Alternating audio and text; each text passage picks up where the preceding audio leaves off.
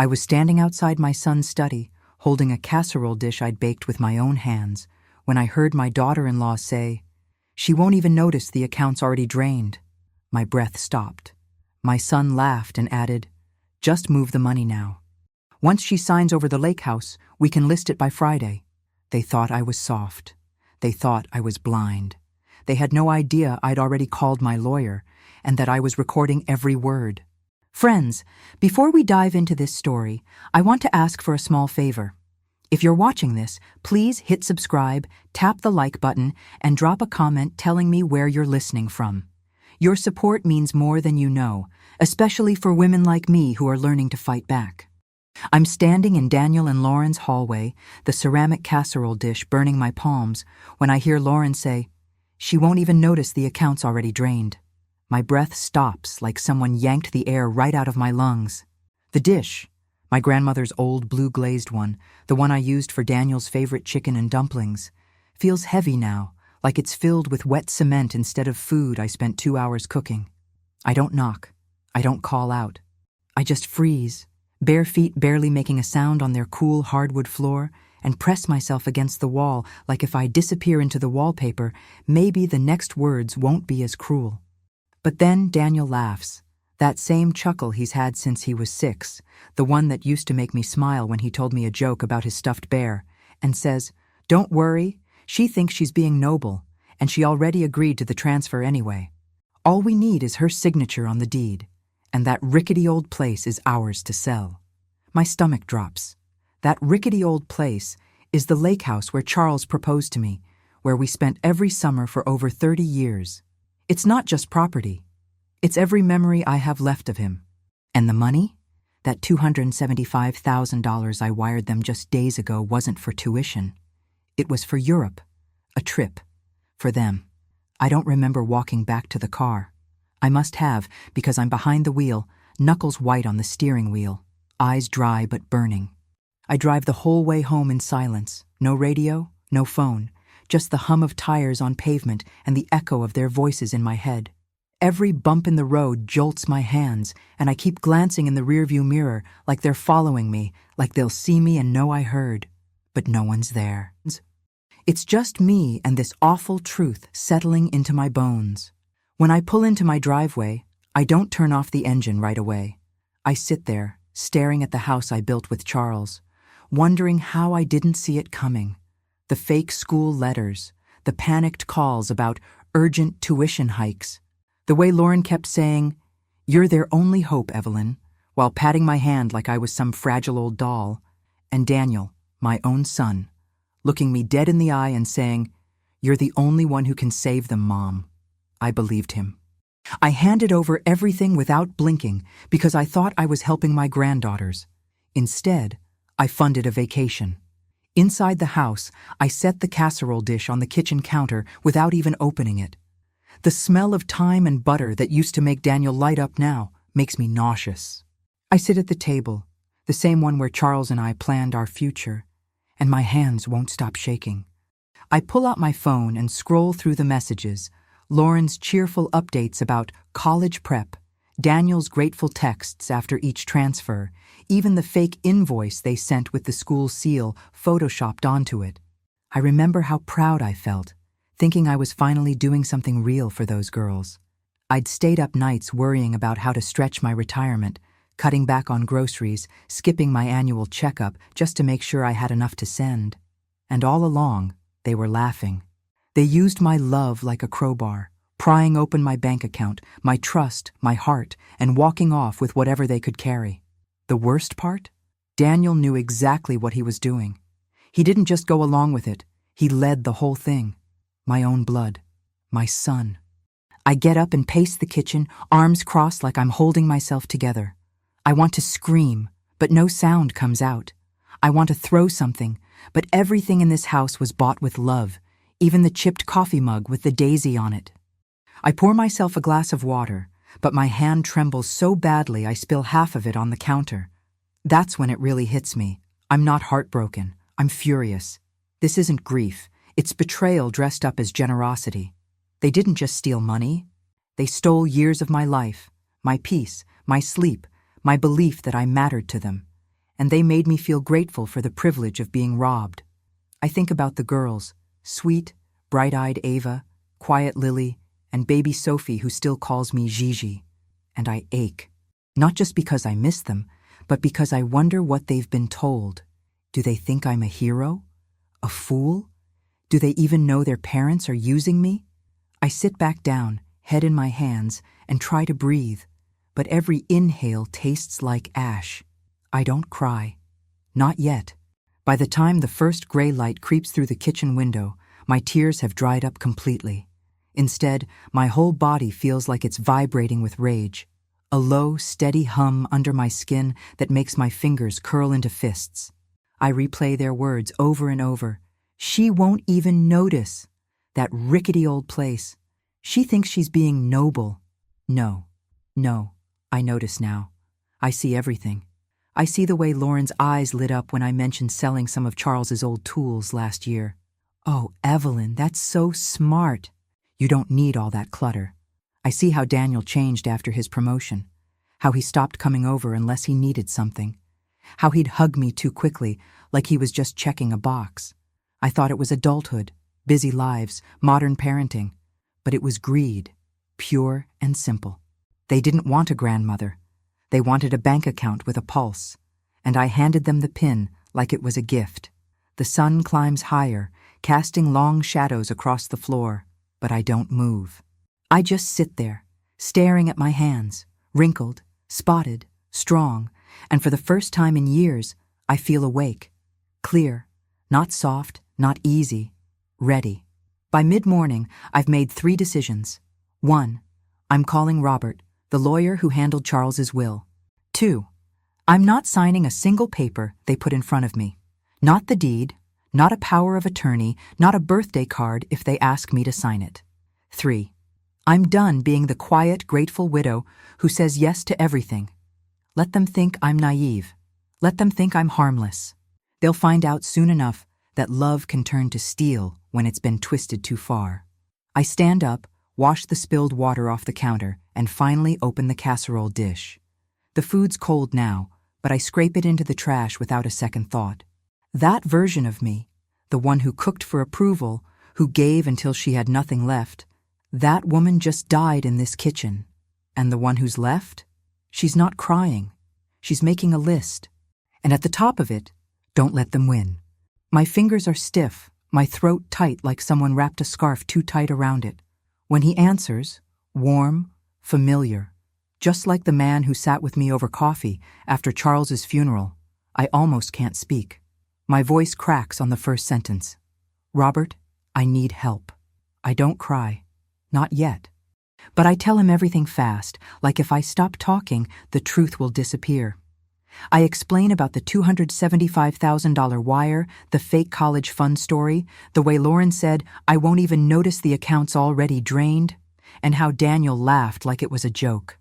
I tell him about the lake house deed they're trying to get me to sign, how they think it's rickety and worthless. He doesn't interrupt. He just listens. And when I finally stop, breathless, there's silence on the other end. Not dismissive, not doubtful, but heavy with concern. Then he says, slow and firm, Evelyn, don't do anything else. Don't speak to them. Don't sign anything. Not a birthday card. Not a grocery list. Nothing. No hesitation. No, let me check my schedule. Just be here by 2. I agree. My voice steadier now, like something inside me clicked into place. When I hang up, I notice my hands aren't shaking anymore. I realize I've been holding my breath since Charles died, maybe even longer, since the first time Daniel asked for just a little help, and I said yes without thinking. That phone call wasn't just about stopping a theft. It was the first time in years I asked for help instead of giving it. And Robert didn't treat me like a foolish old woman who got scammed by her own son. He treated me like Evelyn, clear-eyed, wronged, and worth protecting. I walk to the kitchen sink and splash cold water on my face. My reflection in the window looks tired, but her eyes are sharp. She's awake. I don't feel shame anymore. I feel something closer to relief, like I finally stopped pretending everything was fine when it wasn't. I change out of my wrinkled clothes and put on fresh pants and a sweater Charles liked. the soft gray one with the tiny tear near the cuff I never fixed. It smells like cedar and old fabric, like home. While I wait for my appointment, I sit at the dining table and write down every detail I remember, dates of transfers, names of fake schools, even the way Lauren's voice lifted when she said, "Angel." I don't do it for drama. I do it because I need to see it all in black and white, so I can't talk myself out of it later. Because part of me still wants to believe Daniel didn't mean it, that he was pressured, confused, caught up in something bigger. But the truth is louder. He laughed. He called the house rickety. He called me gullible without saying it outright. And that hurts more than the money. Money I can maybe get back. But trust? That's gone. Still, writing it down helps. It turns swirling panic into facts. Facts Robert can use, facts I can stand on. By 1:30, I'm in my car, driving downtown with the windows cracked open. The air smells like rain and exhaust, real and sharp. I don't turn on the radio. I just listen to the hum of the engine and the rhythm of my own thoughts. For the first time since Charles passed, I don't feel like I'm waiting for someone else to fix things. I'm doing it myself. When I pull into Robert's building, a small brick office with ivy climbing the side, I feel a strange mix of fear and power. What if he says it's too late? What if the money's gone for good? But then I remember his voice on the phone. Don't sign anything. He believes me. That's enough for now. I take a deep breath, grab my notes, and walk inside. The receptionist smiles and says, "He's expecting you." No questions, no judgment. Just space to be heard. Robert meets me in his office with 2 mugs of tea, Earl Grey, just how I like it. He doesn't rush me.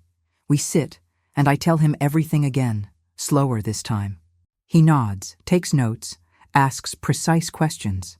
Did they pressure you with a deadline? Were any documents signed? Do you still have access to your accounts?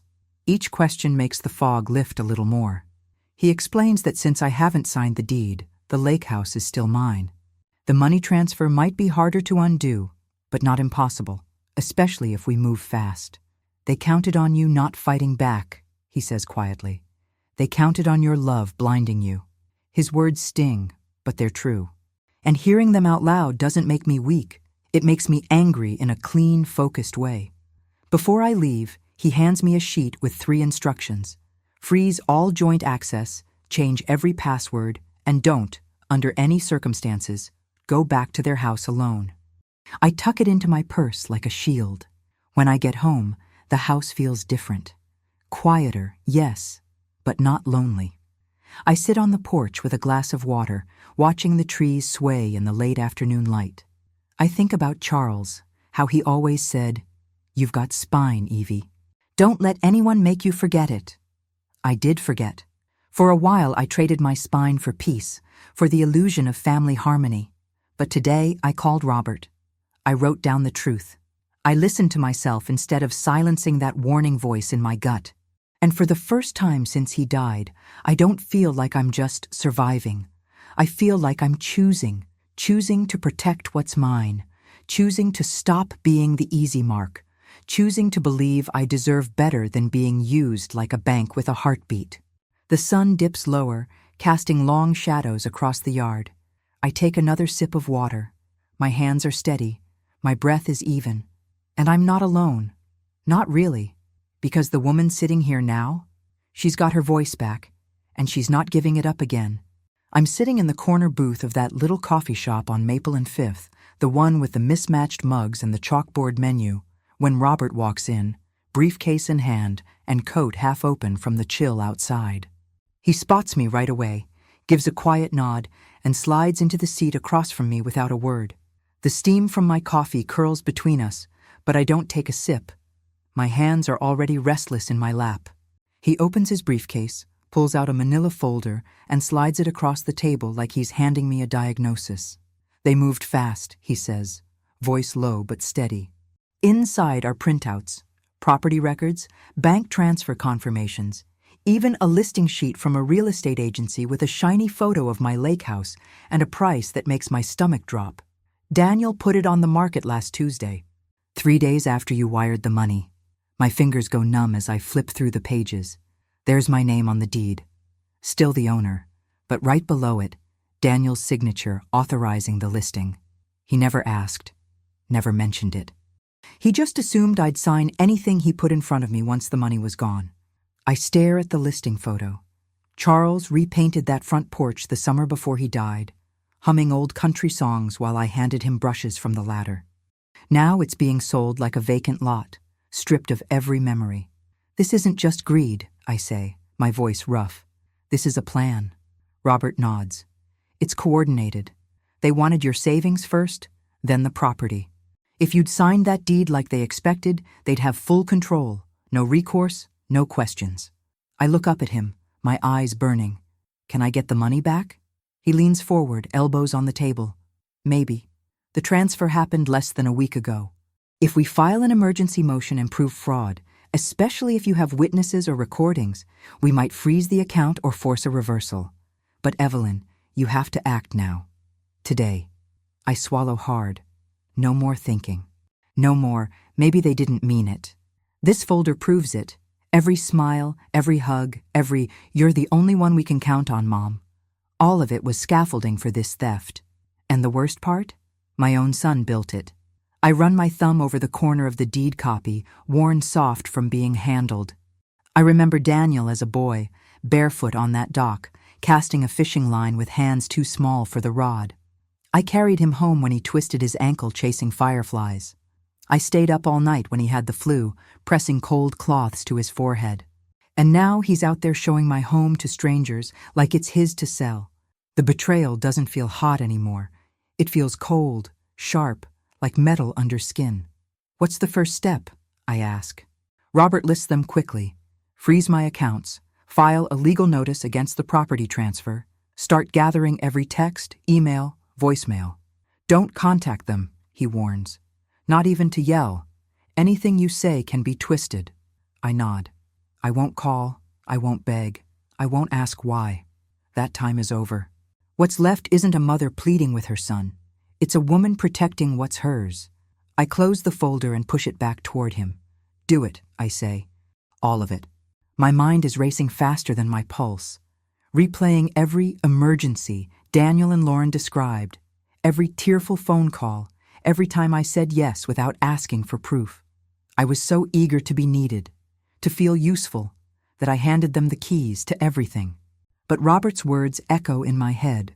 You still own it, unless you sign. That single phrase is my lifeline. As long as I don't sign, they can't take it, and I won't. Not ever again. I get into the driver's seat, grip the wheel, and take a deep breath. My reflection in the rearview mirror looks tired, but her jaw is set. That woman isn't crying. She's calculating. She's remembering which drawers hold old bank statements, which cloud folder has text backups, who saw me hand over that final wire confirmation. This isn't about winning back their love. It's about making sure they don't profit from stealing it. I don't go straight home. I drive to the lake instead, pulling onto the gravel shoulder just past the bend where the pines give way to open water. The house sits quiet in the late afternoon light, windows dark, dock empty. I don't get out. I just sit and watch it, like a sentry. No one's inside, no for sale sign yet, but it's coming. I can feel it, and when it goes up, I'll be ready. Robert said maybe about the money, but that's enough. Maybe means possible. Possible means fight. And I've done that before, working double shifts after Charles died, raising Daniel alone on a nurse's salary, patching this roof myself when the contractor wanted twice what I could afford. I know how to fight. What I didn't know was that one day I'd have to fight my own blood. But here I am, and I'm done being the soft place they land after hurting me. From now on, I'm the wall they crash into. By the time I pull back onto the main road, the sun's nearly down, casting long shadows that stretch like fingers across the asphalt. My hands are steady on the wheel. My breath is even. I don't feel hope, not the fluttering, wishful kind. What I feel is harder, quieter, more reliable. Determination. They thought I'd fade into the background, that I'd sign whatever they asked because I couldn't bear the silence. But they were wrong. I won't give them another inch. Not of my money, not of my home, not of my dignity. Let them list the house. Let them plan their trips, their lies, their perfect lives built on my ruin.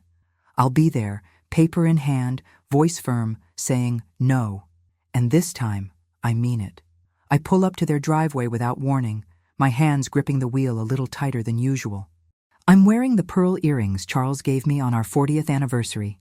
Tiny, perfect spheres that used to catch the sunlight when we sat together on the dock. I didn't plan this outfit, not really. I just knew I needed to feel like myself today, not the soft, easy target they've made me out to be. Their house looks the same. Clean lines, manicured lawn, the kind of place that screams, we have it all together. I walk up the path slowly, my shoes clicking against the stone, and ring the bell before I can talk myself out of it. When Lauren opens the door, she's in tight yoga pants and a cropped top, hair in a messy bun that practiced half-smile already in place, until she looks into my eyes. It drops right off her face. She expected a plea. She got steel. She doesn't invite me in. Just stands there, one hand on the doorframe, the other holding it slightly ajar like she's guarding something precious, or hiding something. "Evelyn," she says, voice light but tense. What a surprise. I don't smile. "I need to see the girls." She glances over her shoulder, just a flick of her eyes, but it's enough. I hear them before I see them. Ava's high giggle, Lily calling out from what sounds like the living room, maybe playing with dolls. They're home. They're fine. They're just not mine to hold right now. "Oh, sweetie," Lauren says, stepping fully into the doorway now, blocking my view. "Not a great time. They're in the middle of quiet time, and Daniel's on a call. Maybe another day?" Her voice is sugary, but her stance is rigid. She's scared. And that tells me everything. I don't raise my voice. I don't shift my weight. I just look her dead in the eye and say, "Tell Daniel I know about Europe. Tell him I heard everything." Her breath catches. The color drains from her face like someone pulled a plug. For a second, she just stares at me, mouth slightly open, like she's trying to calculate how much I actually know. Her eyes dart to the side, then back to me, and I see the panic flicker under that smooth surface. She wants to lie. She's good at it, but my eyes are telling her I've already seen through every one of them. She swallows hard, fingers tightening on the door. "I don't know what you're talking about," she finally says. But it's weak, a reflex more than a defense. I don't argue. I don't explain. I just nod once, slow and firm, like I'm sealing something shut between us. The girls laugh again from inside, Lily shouting, "You're it!" And my chest aches. I miss them. God, I miss them. But this isn't about missing them today. This is about making it clear that I'm not blind anymore, that I'm not going to be used while smiling politely from the sidelines. I take one step back, then another. She doesn't move to stop me. She just watches, frozen. My legs feel shaky as I turn away, like they're made of wet rope, but my back stays straight. I won't give her the satisfaction of seeing me crumble. Not here, not now. I walk down the path the same way I came, slow and deliberate, even though my heart's hammering like it wants out of my chest. I can feel her eyes on me the whole time, but I don't look back. When I reach the car, I take a deep breath before opening the door, just to steady myself.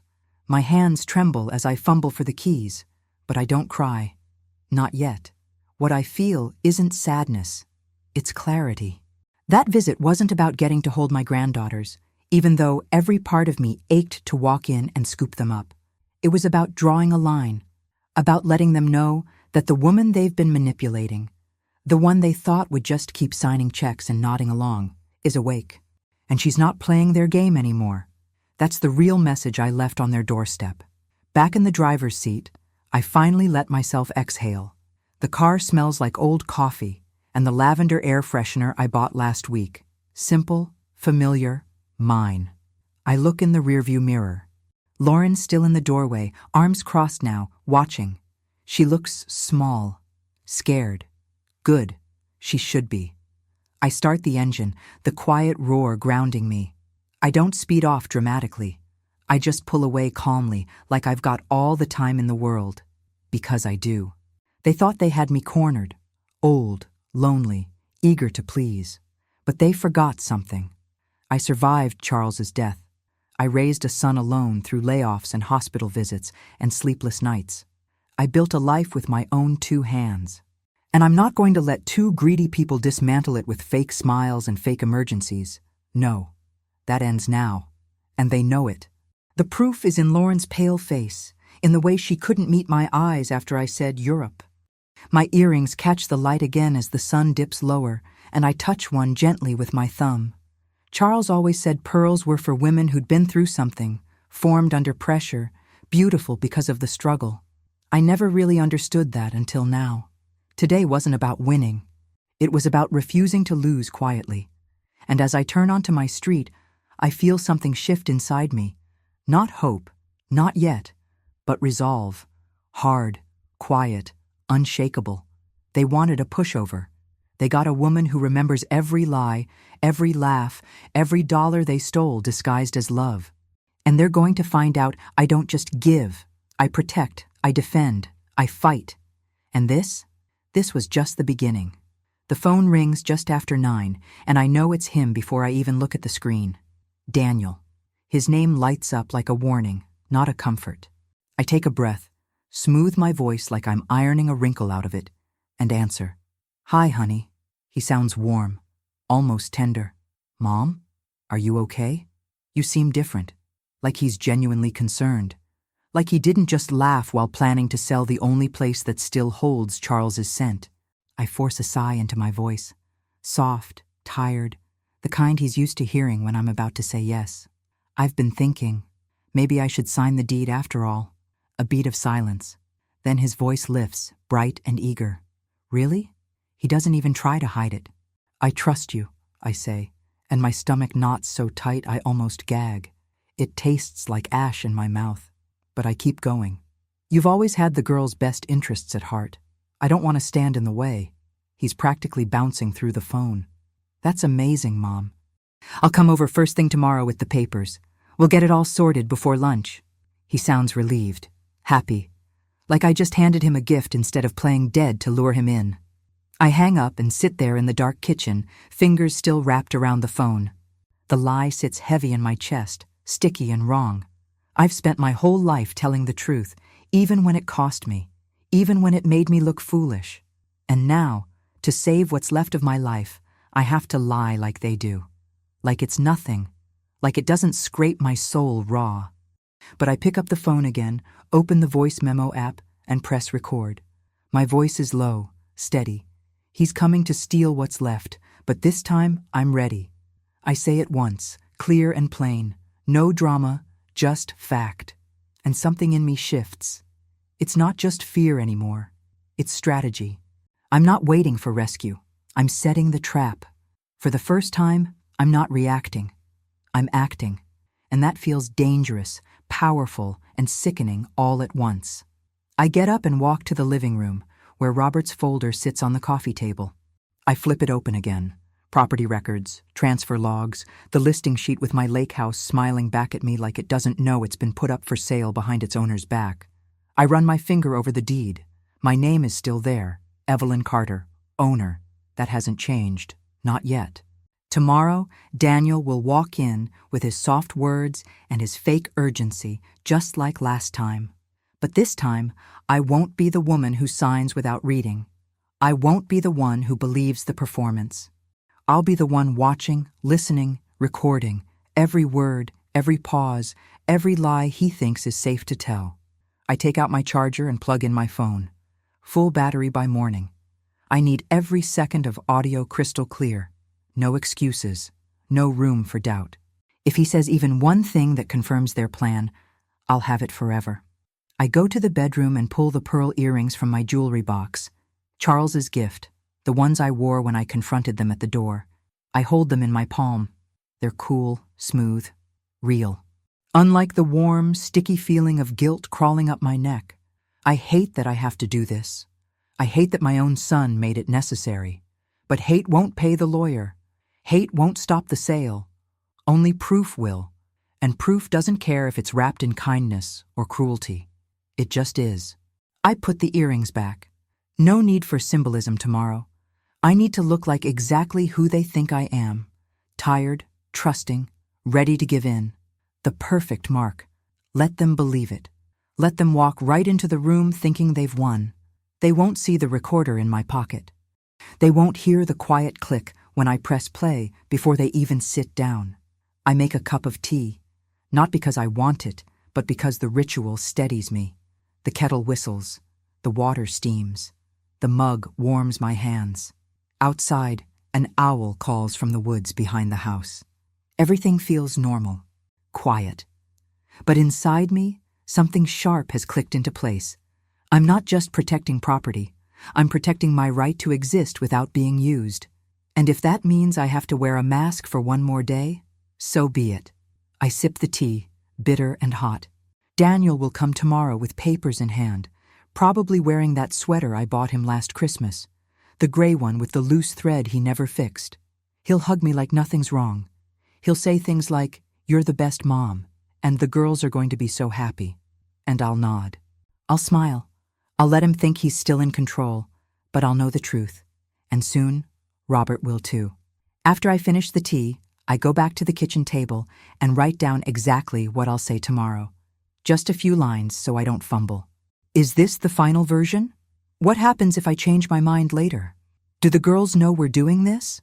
Simple questions, innocent ones, but each one will push him to explain, to justify, to reveal, and every word will be caught.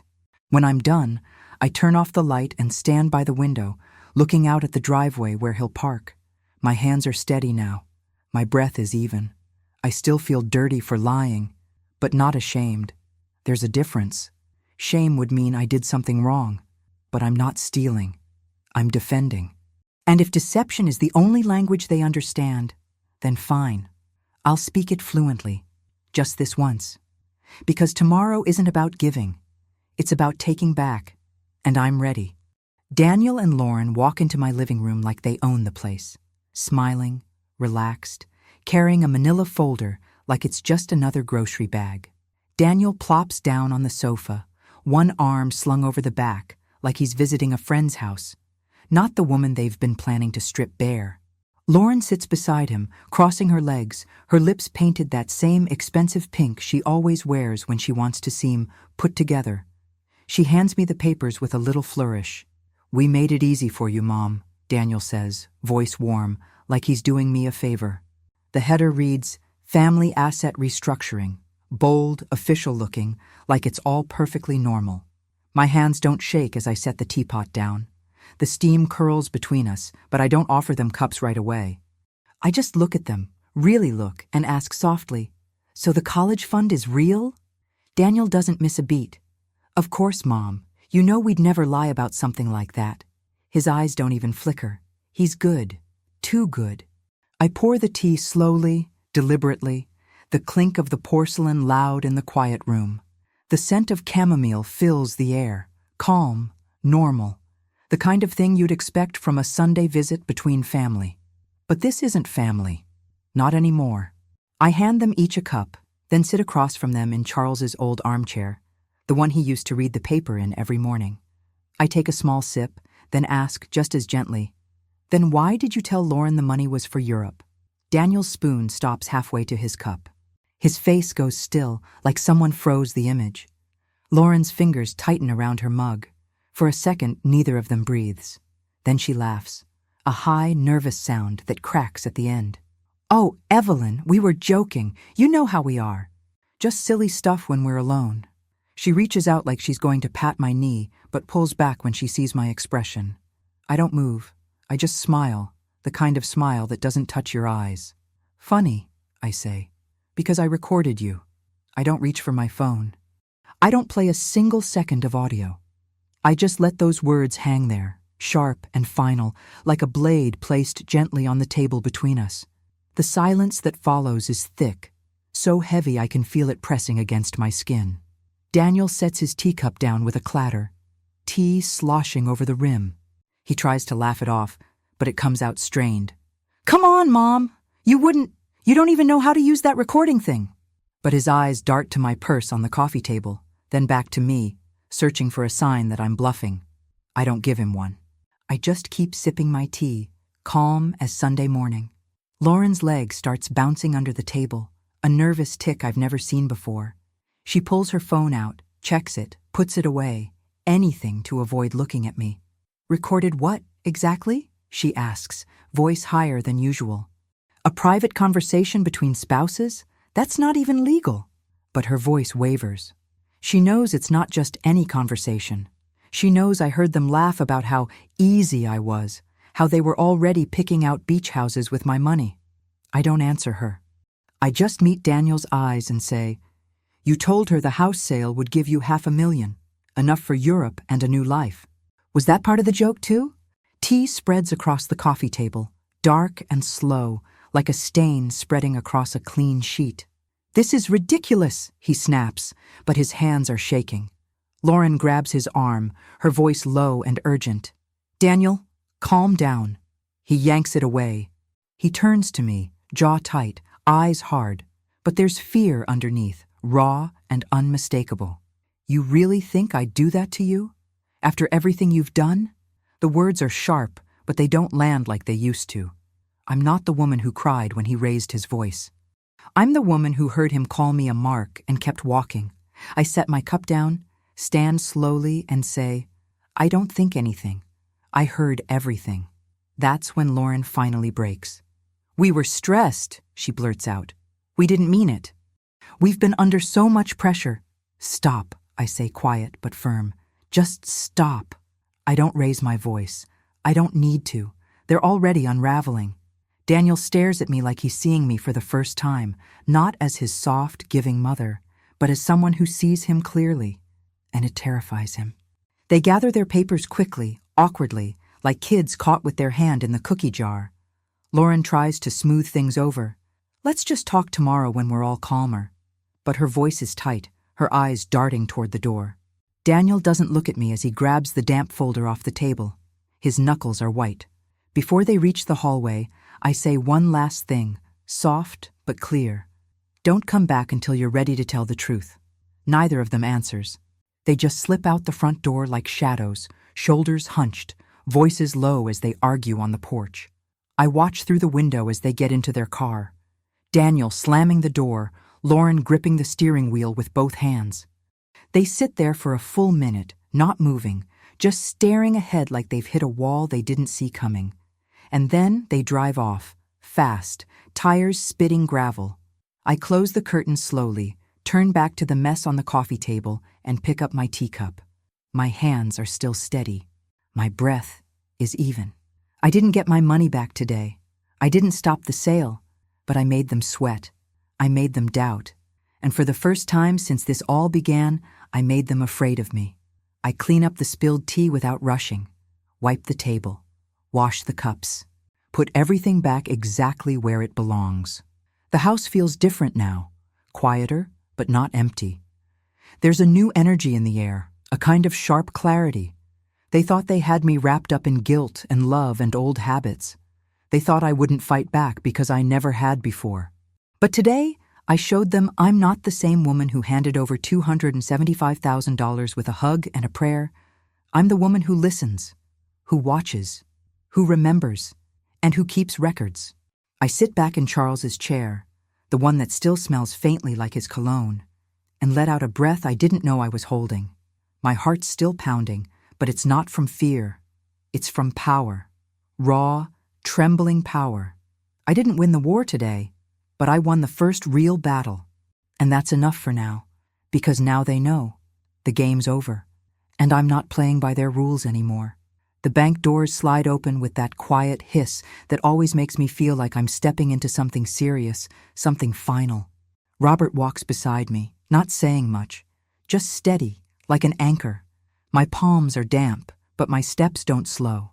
I go straight to the counter, where a young teller with short blonde hair looks up and smiles. "Good morning. How can I help you?" Her voice is cheerful, oblivious. I take a breath and say it clearly. I need to freeze all my accounts. Every one. No withdrawals, no transfers, no access for anyone but me. She blinks, her smile faltering. Okay. Do you have your ID?" I hand it over without a word. Robert slides a folder onto the counter. Legal paperwork, signed affidavits, a court-ordered alert. The teller reads it slowly, then glances up at me with new eyes. This is a fraud prevention hold, correct? I nod. My son's been trying to access my funds without permission. I need it locked down. Today. She types fast, her fingers clicking like rain on glass. Each keystroke feels like a nail in a coffin I'm building around what's left of my life. While she works, I watch the reflection in the glass behind her. My own face, tired but sharp, eyes wide with something I haven't felt in months. Control. Robert leans in quietly. Once this is done, we head straight to the county recorder's office. We're filing a LI's pendants on the lake house, legal notice that any sale is blocked pending possible litigation. I don't flinch. Good. The teller stamps a page with a loud thwack that echoes in the quiet branch. All accounts are now restricted, she says. Only you can authorize changes, and even then, it'll require in-person verification and a 48-hour review. Relief hits me like a wave, but it's cold, clean, not warm, not soft. It's the kind of relief that comes after bracing for impact and realizing you're still standing. I sign the forms with a steady hand. No tremor, no hesitation. This isn't panic. This is precision. They thought I'd keep signing papers with a smile, trusting their sweet words like I always had. But that woman is gone. The one sitting here? She reads every line. We drive across town in silence, Robert's old sedan humming beneath us. The recorder's office is in a squat brick building with flickering fluorescent lights and a waiting room full of people arguing over property lines and unpaid taxes. It smells like old paper and cheap coffee. Robert hands over the filing packet, deed copy, affidavit of disputed ownership, notice of intent to litigate. The clerk barely looks up as she stamps it, dates it, files it. Lis Pendens is active, she says, sliding a stamped copy back to us. That house can't be sold, refinanced, or touched without a court order now. I take the paper like it's a weapon, because it is. That stamp is a wall, a shield, a line in the dirt they can't cross. I tuck it into my purse like armor. For the first time since I heard them laugh about Europe, I feel like I've taken back a piece of myself. Not just the house, not just the money, but my right to say no. Back in the car, Robert glances at me. You did it, Evelyn. I don't answer right away. I just sit there, hands in my lap, staring out the windshield at the parking lot, the cracked asphalt, the sky wide and indifferent above us. Then, without thinking, I roll down my window. The wind rushes in, cold, sharp, real, and I scream, not a sob, not a cry. A raw, guttural sound that tears out of my chest like I've been holding it in for years. It's not pain, it's power. It's the sound of a dam breaking inside me. Not from grief, but from fury turned into action. I scream until my throat burns, until the car next to us slows down and the driver looks over, startled. I don't care. Let them stare. Let them wonder what kind of woman screams in a bank parking lot in the middle of a Tuesday. They don't know what I know. That love can be stolen, but dignity? That you have to fight for, and I just did. Driving home, the silence between Robert and me isn't awkward. It's respectful. He knows I don't need platitudes. I don't need, you poor thing, or they'll regret this. I just need to sit with what I've done. My fingers trace the edge of the stamped notice in my purse. They can't sell it. They can't take it. Not without a judge, not without a fight. And I'll fight. I'll fight until my voice gives out, until my hands shake from age, until they understand that I didn't build this life by being soft. I built it sewing double shifts after Charles died, raising a boy alone on nurse's pay, patching roofs and canning vegetables and saying, I'll manage when there was nothing left to manage. Calloused hands don't come from comfort. Sleepless nights don't make you weak. They make you watchful. And I've been watching. Now, they'll watch me too. See what happens when you push a woman who's got nothing left to lose but everything left to protect. By the time I pull into my driveway, the sun's lower in the sky, casting long shadows across the yard. I sit in the car for a minute, just breathing. The house looks the same, white siding, green shutters, the porch swing. Charles hung with his own hands, but it feels different, safer. Mine in a way it hasn't since the first wire transfer. I get out, walk up the path, and unlock the front door. Inside, everything is quiet. No ringing phone, no guilt. No waiting for the next crisis they've invented. Just peace. Hard won, temporary maybe, but mine. I pour a glass of water, stand at the sink, and look out the window toward the road. If Daniel drives by tonight, he'll see my lights on. He'll wonder what I've done, and soon enough he'll find out. They thought I was easy, that I'd keep giving because I couldn't bear to lose them. But they were wrong. I'd rather lose them than lose myself. And if they try to take what's mine, I'll burn it all down first. Not out of spite, out of survival. And today, for the first time in a long time, I felt like I might actually survive. The knock comes just after 10, soft at first, then harder, like he's afraid I won't answer.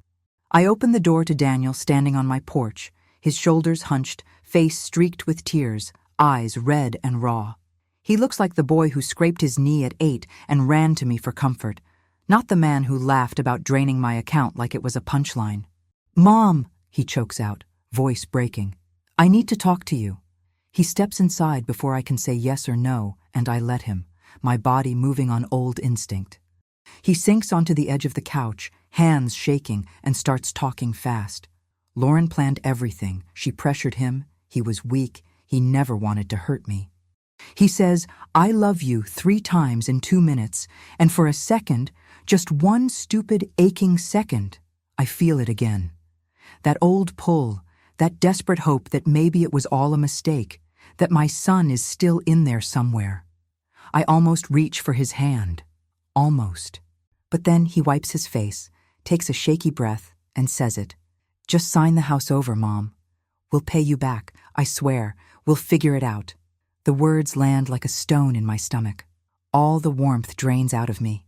His tears haven't stopped, but they don't match his eyes. There's no shame there, no real sorrow, just impatience, panic. He's not crying because he hurt me. He's crying because his plan failed and now he's cornered. I watch his fingers clench around the edge of his coat, not in grief, but in frustration. He still thinks this is about money. He still thinks if he says the right words, shows enough water in his eyes, I'll soften and hand him the keys to everything I have left. That's when I see it clearly. He never loved me the way I thought. He loved what I could give him. And when I stopped giving, I stopped mattering, except as an obstacle to move around. I don't yell. I don't cry yet. I just stand very still and say, "Get out." He looks up, startled, like he didn't hear me right. "Mom, please." "Now," I say, firmer this time. "You don't get to cry in my house and ask for more, not after what you did." He stands slowly, like he's still hoping I'll change my mind. "You don't understand," he starts, but I cut him off. "I understand perfectly. You're not sorry you stole from me. You're sorry I found out." His mouth opens, then closes. No denial, no real defense, just silence. That silence says everything. I walk to the door and hold it open. He hesitates, then shuffles out, shoulders slumped, not in defeat, but in annoyance, like a kid who didn't get the toy he wanted. He doesn't say goodbye, just walks down the steps and gets in his car without looking back. I shut the door hard enough to rattle the frame. I lean against it for a long time, heart hammering, hands cold. The house is quiet again, but the air feels heavy with what just happened. I expected rage. I expected to feel strong, but all I feel is empty, hollowed out. Because in that moment, watching him beg with dry eyes behind wet ones, I finally admitted the truth I'd been running from. I never really had a son like the one I imagined. The boy I raised, the one who hugged me tight and called me best mom, was just a reflection of what I needed to see. The real Daniel? He's always been this. Someone who takes, who manipulates, who uses love like currency. And I kept paying over and over, thinking if I gave enough, he'd finally love me back the way I loved him. But that wasn't love. It was a transaction, and I was always losing. I go to the kitchen and pour a glass of water, but my hands shake so bad I spill half of it on the counter. I don't clean it up. I just stand there, staring at the puddle, and then the tears come. Hard, ugly, heaving sobs that tear out of me like they've been waiting years to get out. I cry harder than I have since Charles died. Not because I lost Daniel. I lost him a long time ago, and I just refuse to see it. I cry because I finally admit I never really had him. Not the way I thought. Not the way a mother is supposed to have her child, unconditionally, safely, with trust that runs deep in both directions. I gave everything. He gave me performance, and I mistook the costume for the person. That's the real wound, not the money, not the house. The lie I told myself for decades, that he loved me the way I loved him. Now, that lie is gone, and all that's left is the raw truth and the terrible freedom of it. After a while, the crying slows. I wipe my face with the edge of my sweater, blow my nose, and finally clean up the spilled water. The house feels different now, colder maybe, but also clearer. No more waiting for a phone call that won't come. No more pretending his excuses mean something, no more hoping he'll come around. He won't, because he never was there to begin with. I sit at the kitchen table, hands wrapped around the glass, and let the silence settle. It's not peaceful, not yet, but it's honest, and that's something. For the first time, I don't feel guilty for protecting what's mine. I don't feel selfish for saying no. I just feel tired, and real, and finally free of the fantasy that my son was someone he's never been. That night, I don't dream of him. I sleep, and for the first time in months, I don't wake up checking if he's called, because I know now the son I loved was a ghost, and ghosts don't call back. Robert calls me just after lunch, his voice calm but edged with something sharp. "They made an offer," he says. $200,000 if you drop everything. Civil claims, criminal referrals, the whole thing. I don't even hesitate. No. My answer comes out faster than I expect, like it's been waiting behind my teeth. He pauses, then says, "I thought you'd say that." I tell him what I want instead. Every single penny, $275,000, and a signed, notarized document where Daniel and Lauren permanently give up any claim to my property, now and after I'm gone. No loopholes. No, maybe later. Forever. Robert relays the terms to them. I can almost hear their scoff through the phone. They refuse outright. They're calling it generous as it is, Robert tells me, dry as dust. Said you should be grateful for anything. I laugh, but it's not a happy sound. It's the kind of laugh that means you've finally stopped pretending people are good just because they share your blood. 2 days pass with no word. I don't chase them. I don't call. I water the plants on the back porch, sort through old photo albums I haven't touched since Charles died, and wait. On the third morning, Robert texts. They're stalling. Time to lean in. That afternoon, he sends a formal letter, not just a demand, but a warning. If they don't return the full amount and sign the property waiver by Friday, he'll file criminal fraud charges with the district attorney. Not just civil, criminal, meaning police, meaning records, meaning consequences that don't vanish when the money's paid back. I don't ask to see the letter. I trust him. But that night, my phone buzzes. It's Lauren. Just one sentence. "We'll do it. But don't expect us to grovel." I don't reply. I don't need groveling. I need proof. I need protection. I need to sleep without wondering if they're already showing my house to buyers behind my back. What they offer isn't apology. It's surrender. And that's enough. Thursday morning, Robert calls again. They caved, he says. Full amount. And they'll sign the waiver tomorrow at my office. No theatrics, no last-minute pleas, just cold, quiet defeat. I ask if they argued. He says Daniel tried to negotiate the property clause. Just a verbal promise, he offered. No paperwork. I told him, Robert says, that your trust isn't in his word anymore. It's in ink. I feel something unclench in my chest. Not relief exactly, but release. Like a door I've been holding shut for months finally clicks locked from the inside. I don't feel triumphant. I don't feel smug. I just feel settled. They thought I'd take half and disappear, ashamed to push harder. But I'm not ashamed. I'm owed. And I'm done confusing mercy with weakness. When I hang up, I walk outside and sit on the steps, watching the wind move through the trees. For the first time in weeks, I don't check my phone every 5 minutes. I just breathe. Friday arrives gray and drizzly, the kind of day that makes the world feel hushed. I check my bank app mid-morning, not because I expect it, but because I need to see it with my own eyes. And there it is, $275,000. Deposited, verified. Gone for months, now back like it never left. My hand doesn't shake, my eyes don't tear up. I just stare at the number, then close the app and put my phone face down on the kitchen table. No celebration, no call to friends, no bottle of wine. Just silence. I grab my keys and drive to the lake house without telling anyone. The road is quiet, the windshield wipers keeping time with my heartbeat.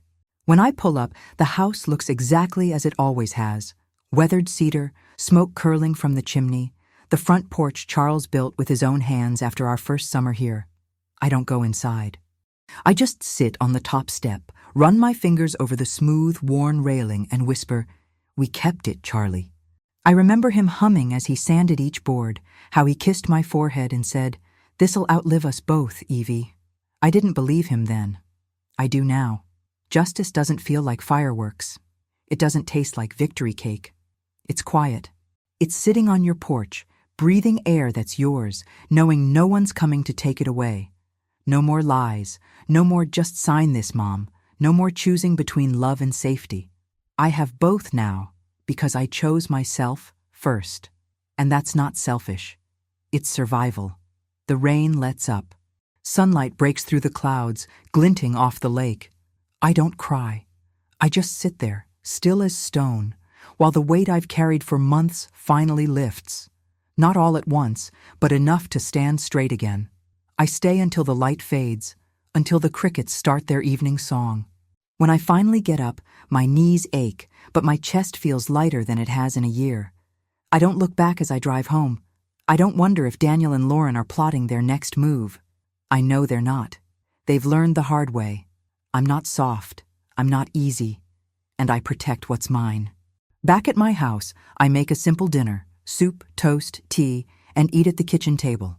No grand speech, no toast to justice. Just a quiet meal in a quiet house that's truly mine. And for the first time in a long time, that's enough. Justice isn't sweet. It doesn't need to be.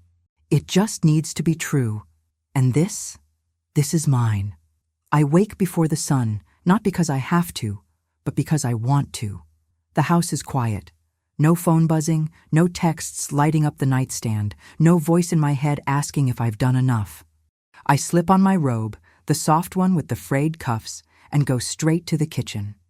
The coffee maker gurgles like an old friend as I scoop the grounds, and the smell, rich, familiar, mine, fills the room. I don't rush. I pour the coffee into my favorite mug, the one with the chipped handle that Charles always said he'd fix but never did, and walk barefoot down the path to the dock. Dew clings to the grass, cool under my feet. When I get there, I sit on the edge, swing my legs over, and let my toes dip into the lake. The water's cold, sharp, and real. I sip my coffee and watch the sky soften from gray to pink. No one needs me right now. Not Daniel, not Lauren, not even the lawyer. And for the first time in years, that silence doesn't feel like abandonment. It feels like peace. The last few months have been loud. Court dates, bank calls, Robert's steady voice guiding me through every legal turn. Angela checking in daily like a lighthouse I didn't know I needed. But today, there's none of that. Just birds calling from the pines, the gentle lap of water against the dock, and my own steady breath. I think about the girls, Ava, Lily, baby Sophie, and how their drawings arrived last week in a bright pink envelope. "We miss Gigi," Ava wrote in her careful script. Lily drew a heart with all our names inside it. My chest tightened when I saw them, not with guilt, but with a quiet ache I'm learning to carry without collapsing. I wrote back the same day, short, warm, honest. "I miss you too. Keep being kind. Draw more pictures." But I didn't say, "I'll visit soon." I didn't make promises I can't control. That's not my burden anymore. Their parents created this distance. They're the ones who have to rebuild the bridge, if they ever truly want to. I won't be the woman who crawls back just to be used again, even for the sake of love. Back at the house, I take my coffee to the sunroom and open the small notebook Robert gave me the day we filed the final papers. It's nearly full. Dates, notes, reminders. but today I turn to a fresh page. The pen glides easily as I write. I gave everything I had. Now I keep what's left. No drama, no blame, just truth. Those words settle something in me, like a stone dropped in still water. I didn't lose because I walked away. I won because I stopped pretending. For years, I measured my worth by how much I could give, my money, my time, my silence. I let them treat my love like a bottomless well, never noticing they were poisoning it with lies. But love shouldn't cost your dignity, and family shouldn't feel like a heist. I close the notebook and set it on the table. The sun climbs higher, painting stripes of gold across the floor. I don't feel guilty for protecting what's mine. I feel proud I finally learned how. I go back to the dock after refilling my cup, this time with a blanket wrapped around my shoulders. The lake is calm, mirror-like, reflecting the sky and trees like it's holding its breath. I think about Daniel's last call, 2 weeks ago, voice tight, asking if I'd reconsider being part of the girls' lives. He didn't mention the money, didn't apologize, just framed it like I was the one keeping them apart. I told him, gently but firmly, "You made your choices. I made mine. If you want them to know me, you'll have to do the hard work of honesty, not convenience." He hung up without saying goodbye, and that's okay. I'm not waiting for his redemption anymore. I'm not waiting for anything. The only thing I'm holding on to now is this: my home, my peace, my right to say no. That's not selfish. That's survival. And survival after everything feels like a kind of grace. The sun crests the trees, spilling pink and gold over the water. I take it all in: the shimmering surface, the heron lifting off from the far shore, the smell of pine and wet earth. My body feels lighter, like I've been carrying a backpack full of rocks for years and just set it down. I'm not healed, not completely. Some days the hurt still flares up, sharp and sudden, when I pass the shelf where I kept their Christmas cards, or hear a child's laugh that sounds like Lily's. But healing isn't the goal right now. Freedom is. And today, sitting here with my feet in the water and no one's expectations weighing me down, I have it. I don't need a grand gesture or a tearful reunion to prove I'm okay.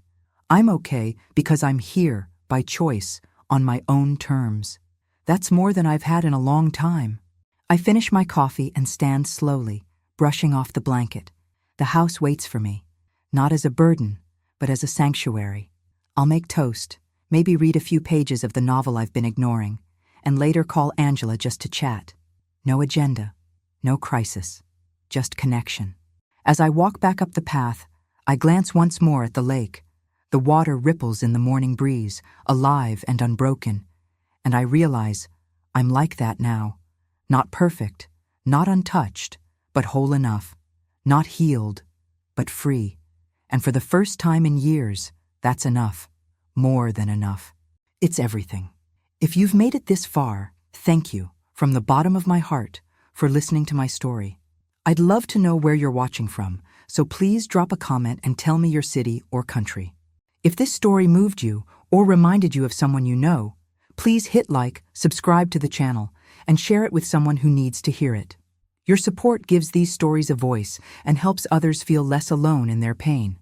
There are more real-life stories like this one right here on the channel. Women standing up, speaking out, and reclaiming their lives, and I'd be honored to share them with you, with love and respect.